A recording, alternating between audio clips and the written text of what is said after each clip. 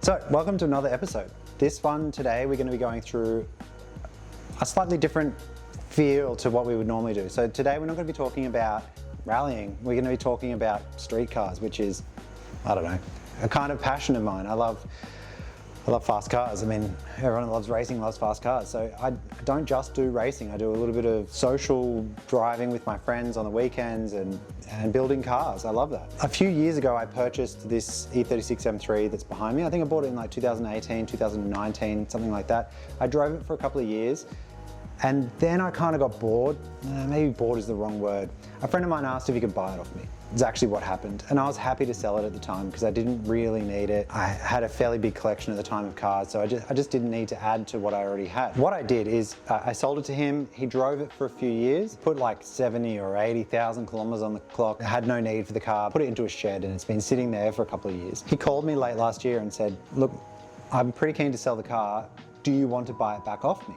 So we did a deal and I purchased the car. Went down and picked it up off him in Wollongong, put the car in a trailer, brought it back here. He'd been having all sorts of weird issues with the car, wasn't running. Anthony and I spent some time trying to figure out what the problems were with the car. Turned out it was the simplest thing ever. The coil packs go order 1, 2, 3, 4, 5, 6, 6-cylinder car. Coil pack plugs for 5 and 6 were swapped over, so they were actually 1, 2, 3, 4, 6, 5, which meant with wasted spark, which is what this older technology uses, it just didn't drive. It was driving on 4 cylinders and it was very unhappy. So we fixed up the car, got it all ready. In this episode, we'll talk a little bit about what we went over the car with. There's bumps, there's scratches, the paint's atrocious. It just needs a general cleanup. So we'll get some of our friends to come around and help us. We'll spend a day or two detailing the car, getting it back up to scratch. Then once the car is in a place that's good, we'll go head up to Queensland and go to see Tas Engineering, who have my engine that I purchased for this car. It's not a secret, I did talk about it in the last episode. So I was lucky enough to pick up an S58 engine out of a 2015, I think it was, BMW M2 with a manual gearbox, ECU, absolutely everything. Nailed it, picked it all up. We then put it in on a crate, not knowing what to do with it. And then, like I said, this deal came up late last year, so I picked up the car and we've decided that we're going to put the S58 into the E36. It's a genuine Australian delivered E36 M3, so it has the better diffs, it's got the better control arms. It's basically a better car and platform to start from. And then we'll probably do a half cage, strip it out a bit, put black carpet in it, flock the dash, get that all done, put some race seats in it and just make it a really cool street car. For some unknown reason, BMW thought it was a good idea in the 90s to put Dove grey inside of cars.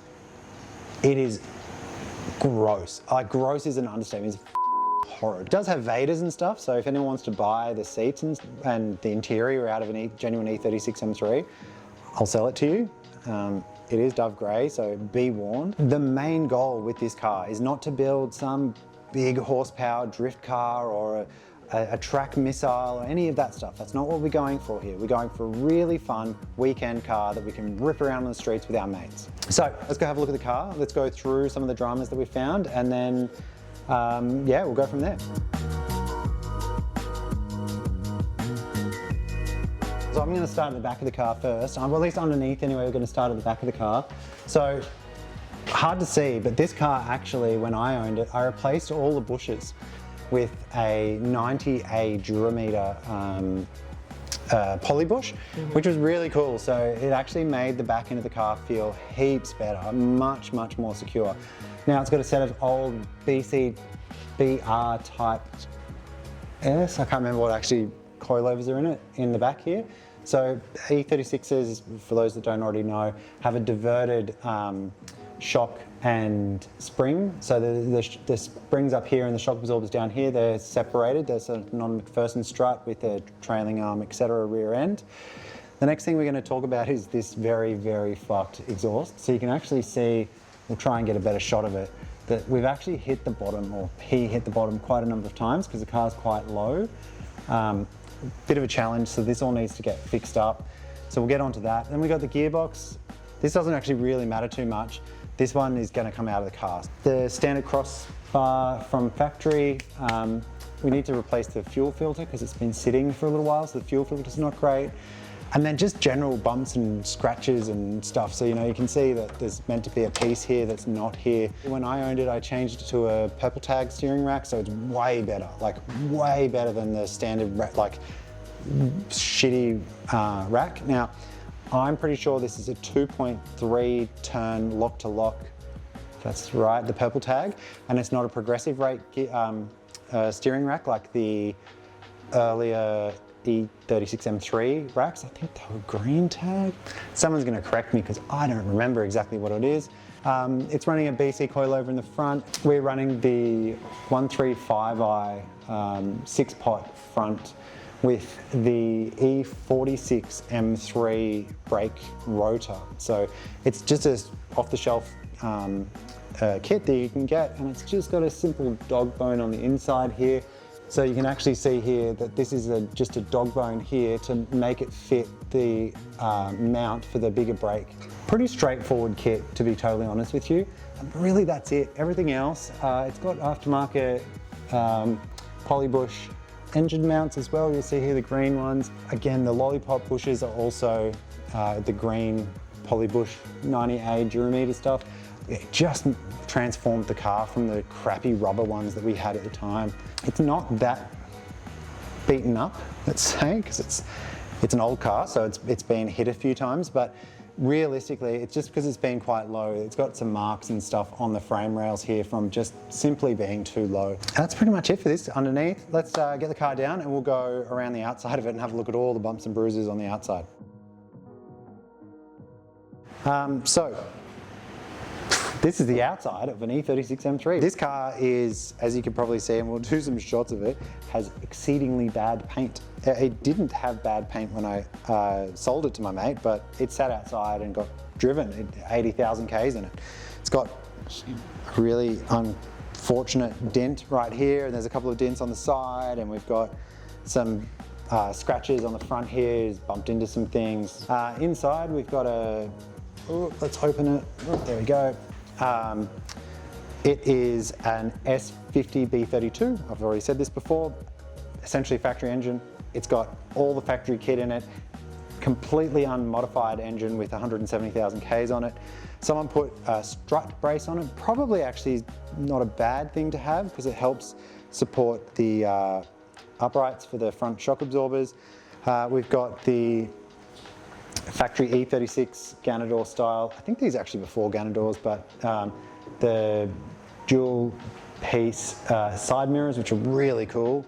It's got the factory side skirts on it. The inside of the car is not excellent, as you can see. We've got some damage on bits and pieces here. The seats are a bit dirty and not very well taken care of. The atypical glove box cover has come off and needs to be re-glued on, but the door cards are in reasonable nick. It's just this horrible dove grey, so we've got to fix that. It's got black inset, which is great, so when we do wrap it in black, it'll be primo. So, and now we'll go through probably the worst part of the car, which is the rear strut top mounts. Now, an E36 M3 or E36s in general are known for these rear strut tops from punching through, which is, these have punched through on both sides of the car, which is really shit. So in the back here, and we'll chuck in a shot in a second of the rear strut tops, but they're cactus. They need to be replaced. Otherwise, the car, again, relatively factory, has all the bits and pieces inside of it.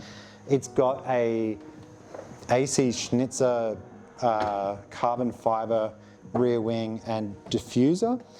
I actually kind of like the diffuser, so we might try and clean it up, pull it down and re-seal it. But this wing is going to come off and we're going to put an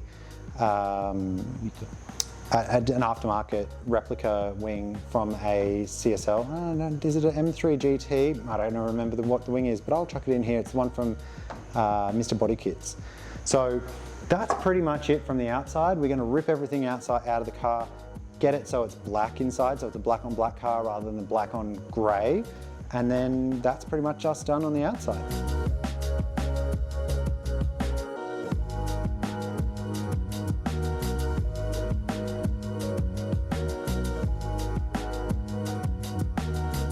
Getting it to run is going to be an absolute mission. So Sorry, Caleb and some other people that I know that are going to have the journey of actually trying to get this thing to run. We are going to have some serious problems, I dare say. The new car's CAN bus, it has controllers for everything. It's got a PDM, I think, looking at the way the wiring is. So it's a very, very different car. I think getting the engine and stuff physically into the car, from what we've seen from a lot of videos overseas of the B58, the S58 is essentially the same size engine. It should go in there without too much drama. So that's the car. We've done a bit of a run through the inside, through the outside, underneath. As you can see, it's a little bit rough around the edges. It's not a beautiful car, but it's not a shit car. Like it's still in pretty decent condition. There's quite a bit of work for us to get it up to scratch, but you know, the core focus for us here is to get the S58 into that car with the gearbox and running. That's going to be a monster of a mission. I think that's going to take us all year at least. The team of us, it's actually just a group of friends. We all have full-time jobs. We all have responsibilities out of sitting here in a workshop and playing with cars. So it's not going to be quick. Stuff's going to happen. It's just going to be slow. We've got a lot of racing to do this season. The schedule is pretty hectic. Next week we're off to Mount Buller. This week we're off to Sydney Motorsport Park on Friday. Like there's a lot of other stuff going on with all the other cars as well, and I think we're going to try and do some roll racing this year. I apologise in advance to everyone that's super excited to watch us do this. It will happen, just not as quickly as you want. In the meantime, watch some of the rallying. Thanks guys. Enjoy your evening or day or morning or wherever it is in the world you are right now. Enjoy all of it. I'm going to go paint a picture.